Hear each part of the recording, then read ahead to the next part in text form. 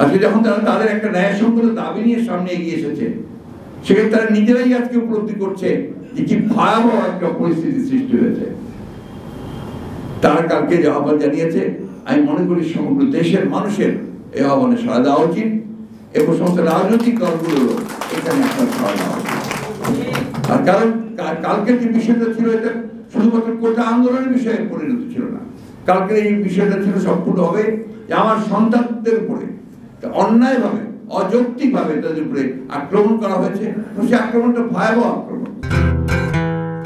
প্রিয় বন্ধুগণ, আজকে বাংলাদেশের অবস্থা ভয়াবহ রকমের দাঁড়িয়েছে। এখানে আইনের কোনো শাসন নেই, গণতন্ত্র নেই, এখানে মানুষের কোনো ন্যায় বিচার পাওয়ার কোনো অধিকার নেই, এমনকি কথা বলার পর্যন্ত অধিকার নেই।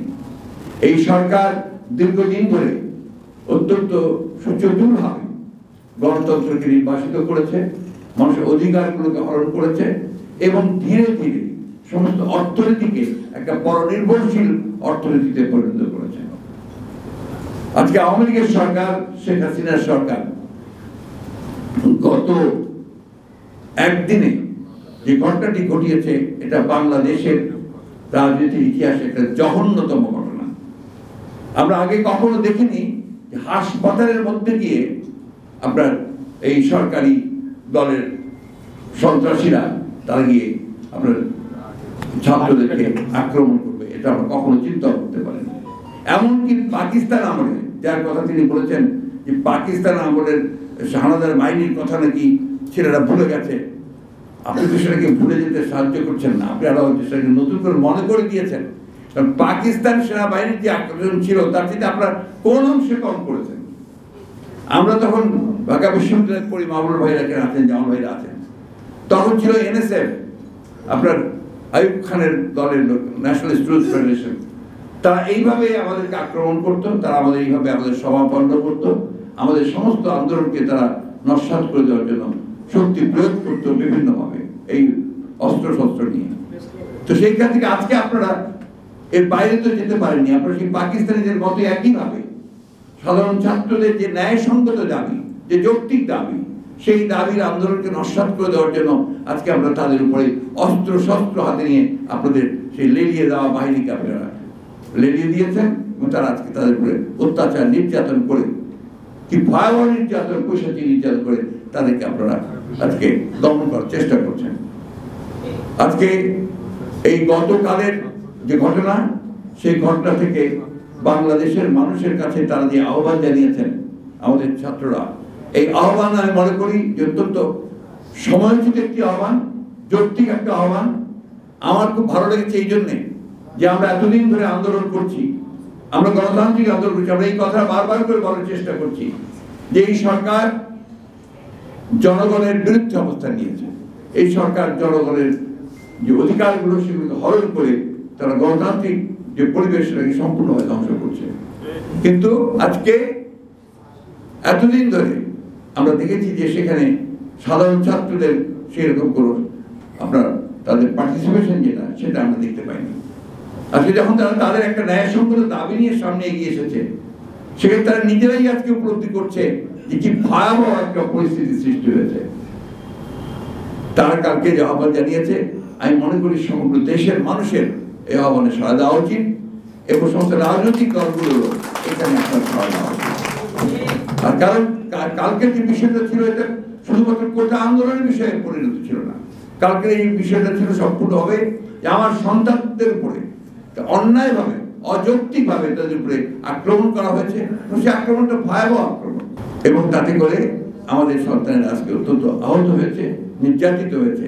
গোটা বিশ্ববিদ্যালয় ব্যবস্থা আজকে শিক্ষা ব্যবস্থা ভেঙে পড়েছে। এটা শুধু ঢাকাতে নয়, সারা দেশে হয়েছে।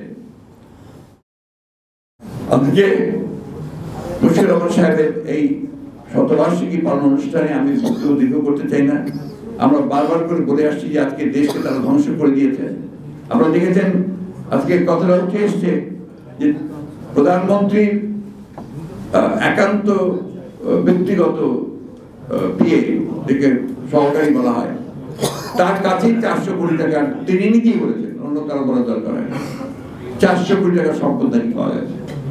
এতদিন যে কাজ করলো প্রায় 15-16 বছর ধরে, তিনি এতদিন তো উনি কিছু জানতে পারেন না। এখন তিনি জানলেন যে তার নিজে বলছেন যে 400 কোটি টাকা সম্পত্তি নিয়ে গেছে, এবং তাই সে আবার চলেও গেছে। হ্যাঁ, এবং আমি শুনলাম সে চলেও গেছে দেশ ছেড়ে। এখন প্রশ্নটা হচ্ছে যে আপনারা এটাতে যাওয়ার পরে বলেছে, আপনারা এতদিন এটা প্রমাণিত হচ্ছে যে একটা জিনিস একটু লক্ষ্য করবেন যে আসলে মূল যে দাবি জনগণের, যে একটা সুষ্ঠু অবাধ নির্বাচন চায়, এই গণতন্ত্রকে ফেরত চাই, ভোটের অধিকার ফেরত চায়, এই দাবিগুলোকে পাশ কাটানোর জন্য একটার পর একটা ঘটনা ঘটিয়ে তারাই ঘটনা ঘটাচ্ছে, ঘটিয়ে জনগণের যে দৃষ্টি, সেই দৃষ্টিকে তারা বিভ্রান্ত করছে। আজকে এই বিষয়টা আমাদের মাথার মধ্যে রেখে আমাদের যে মূল যে জনগণের যে সমস্যা, সেই সমস্যাটা হচ্ছে আমরা একটা সুষ্ঠু জবাবদিহিমূলক একটা সরকার চাই, একটা ব্যবস্থা চাই, যে ব্যবস্থার মধ্যে দিয়ে মানুষের কথা বলার অধিকার থাকবে, যারা ক্ষমতায় থাকবে তাদেরকে জবাবদিহি করা হবে, তারা জবাবদিহিমূলক আপনার ব্যবস্থা থাকবে, এবং সেখানে জনগণ তাদের কথা বলতে পারবে। বন্ধুগণ, বক্তব্য দীর্ঘ করবো না, শুধু কথা বলে একটা কঠিন সময় আমরা অতিক্রম করছি। এই সময়ে যদি আমরা রুখে দাঁড়াতে না পারি, এই সময়গুলো যদি আমরা রুখে দাঁড়াতে না পারি, তাহলে আমাদের দেশের জাতির অস্তিত্ব বিপন্ন হয়ে পড়বে। আমরা বরাবরই বলছি, আওয়ামী লীগ এখন আর সেই আওয়ামী লীগ নেই। আওয়ামী লীগ এখন একটা সম্পূর্ণ দেউলিয়া একটা রাজনৈতিক দলে পরিণত হয়েছে। আওয়ামী লীগ সম্পূর্ণভাবে নির্ভরশীল হয়ে পড়েছে এখন আমলাদের উপরে এবং তার তথাকথিত বাহিনীর উপরে, যারা আজকে রাষ্ট্রকে সম্পূর্ণভাবে একটা পুরোপুরিভাবে একটা ফ্যাসিবাদী রাষ্ট্রে পরিণত করেছে। আমি ফ্যাসিবাদ সম্পর্কে আমার ধারণা বই পড়ে বিভিন্ন ভাবে, কিন্তু কোনো ধারণা ছিল না। কালকে আমার মনে হয়েছে যে আমি ফ্যাসিবাদ দেখছি, আমি আমার চোখের সামনে ফ্যাসিবাদ দেখছি, যে যখনই কোনো কিছু দমন করতে হবে বিরোধী দলকে বা বিরোধী কথাকে, এমনকি ছাত্রদের দাবিগুলোকে, তখন এইভাবে তাদের দলের বিভিন্ন লোকজনদেরকে দিয়ে, সন্ত্রাসীদেরকে দিয়ে তাদেরকে লেলিয়ে দেওয়া, তাদেরকে আপনার পুরোপুরিভাবে স্তব্ধ করে দেওয়ার চেষ্টা করা, এটা হচ্ছে সত্যিকার অর্থেই ফ্যাসিবাদ। আজকে সেইখান থেকে দেশকে বের করে আনতে হবে। আজকে 53 বছর হচ্ছে স্বাধীনতা। এই স্বাধীনতার পরে আজকে এতদিন পরেও আমাদেরকে আমাদের অধিকার নিয়ে লড়াই করতে হচ্ছে, সংগ্রাম করতে হচ্ছে। যে কোটার কথা ছেলেরা বলেছে, এই কোটার ব্যবস্থা তো উনি এই প্রধানমন্ত্রী তো আপনার বাতিল করে দিয়েছিলেন, আবার সেটাকে আপনার আদালত দিয়ে সেটাকে নিয়ে এসে সামনে নিয়ে এসে সেটাকে ইস্যু বানিয়ে আবার সেটাকে ইস্যু তৈরি করেছেন। দুর্ভাগ্য আমাদের আজকে আদালতকে ব্যবহার করা হচ্ছে তাদের শাসনকে স্থায়ী করে রাখবার জন্য।